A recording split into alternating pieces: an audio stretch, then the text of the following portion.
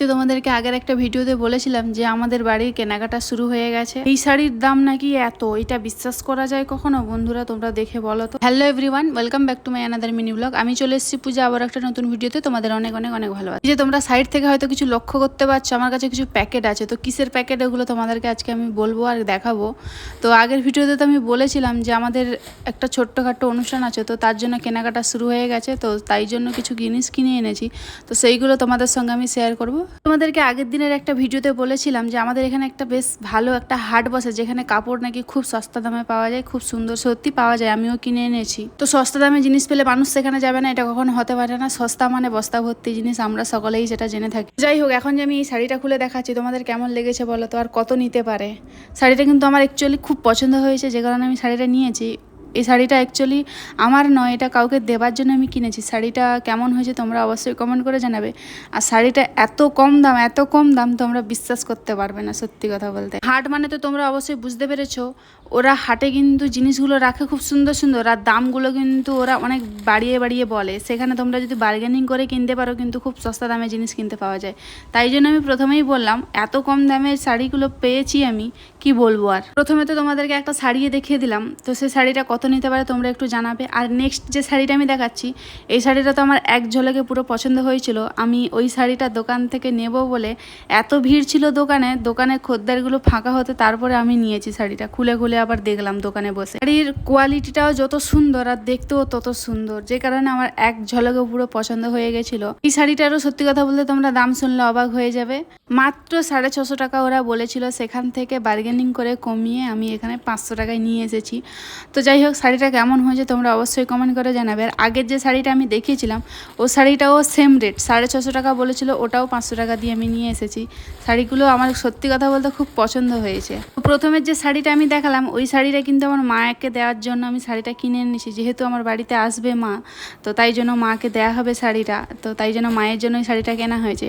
আর next যে শাড়িটা আমি দেখালাম, গ্রিন কালারের মতো, বটল গ্রিন, তো সেই শাড়িটা কিন্তু আমি আমার দিদিকে দেবো বলে, মানে আমার দিদি, তো দিদি আসবে তাই দিদিকে দেবো বলে দিদির জন্য কিনেছি। শাড়ি দুটো কেমন হয়েছে তোমরা অবশ্যই জানাবে, ভালো লাগলে অবশ্যই বলবে। আমি দিলে হাটের অ্যাড্রেসটা তোমাদেরকে জানিয়ে দেবো, কেউ যদি আসতে। তো নেক্সট যে আমি এই ব্লাউজটা দেখাচ্ছি, ব্লাউজটা কেমন হয়েছে একটু জানাবে তো কমেন্ট করে। কাটিং, কালার, কাজ, সত্যি ফিনিশিংটা এত সুন্দর ব্লাউজের।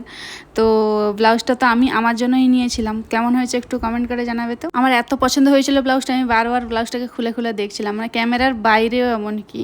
যাই হোক, অতই দেখে কোনো লাভ নেই, আমার জিনিস আমার কাছেই থাকবে, কেউ নিয়ে চলে যাবে না। তো যাই হোক, ব্লাউজটা আমি এখন পাট করে রেখে দিই। এরপরে নেক্সট যে আইটেমটা কিনেছি সেইটা তোমাদেরকে দেখাবো। তো চলো, এই দেখো এই শাড়িটা কেমন হয়েছে তোমরা একটু বলো। এই শাড়িটা হচ্ছে আমার, তো কেমন লেগেছে একটু জানাবে তো। শাড়িটা যত সুন্দর কাজ তত সুন্দর কোয়ালিটিও।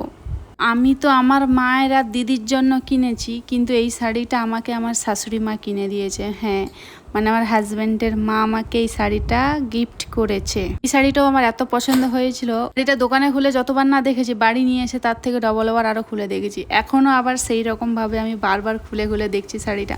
শাড়ির কাজটা সত্যি কথা বলতে আমার এত পছন্দ হয়। শাড়ি দেখানোর পালা তো এবারে মিটে গেছে। কিছু কিছু জিনিস যেগুলো কিনতে বাকি আছে, এখন আমি নেক্সট হাটে গিয়ে সেগুলো কিনবো, আর সেগুলো পরের ভিডিওতে তোমাদেরকে দেখাবো। এরপরে শাড়ির পরে আমি যেটা কিনেছি সেগুলো তোমাদেরকে দেখাবো। এবারে চলো, আমি তো বললাম আমাদের বাড়িতে একটা ছোট্টখাটো অনুষ্ঠান আছে, যে কারণে আত্মীয়রা আসবে, তো তার জন্য তো আমাদের তো বেড রেডি হয়ে গেছে। তোমাদেরকে অনেক আগে একটা ভিডিওতে দেখিয়েছিলাম।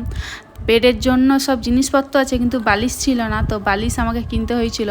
সেই দিনে গিয়ে বালিশ দুটো নিয়ে এসেছিলাম। তোমরা বালিশগুলো কিন্তু বন্ধুরা হাট থেকে কেনা নয়, বালিশগুলো এমনি বাজারের গাড়া দোকান থেকে কেনা হয়েছে। কিন্তু বালিশগুলোর দাম এত বেশি নিয়েছে, আমি আমার মাকে জিজ্ঞেস করে জানতে পারলাম। তো এখানে একটু সত্যি কথা বলতে, আমাদের বাজারে যে দোকানগুলো আছে, ওই দোকানগুলোয় প্রতিটা জিনিসের এত দাম আমার বাবার বাড়ির ওখানের থেকে।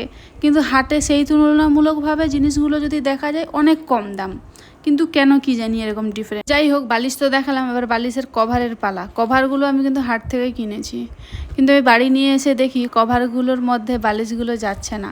বালিশগুলো বড় হয়ে গেছে, কভারগুলো ছোট হয়ে গেছে। তো কি করা যাবে, আমাদের বাড়িতে আরও বালিশ আছে, সেই বালিশগুলোতে হয়ে যাবে। এগুলো নতুন বেশি বড় বড় দেখাচ্ছে, তো যে কারণে বালিশগুলোর মধ্যে কভারগুলো হচ্ছে না। তো পরে নিয়েছিলাম বন্ধুরা একটা পাঁচ বালিশের কভার। পাঁচ বালিশের কভারটা অতটা পছন্দ আমার হয়নি, দোকানে নেই অ্যাভেলেবেল, তো যে কারণে মোটামুটি একটা দেখে নিয়েছি। আমরা একটা জিনিস বুঝি, জীবনে মানিয়ে নিতে পারলে জীবন খুব সুন্দর, তো যে কারণে জিনিস যেমনই হোক না কেন মানিয়ে নিতে পারলে মনটাকে খুব সুন্দর হয়, মনও ভালো থাকে আর শরীরও ভালো থাকে।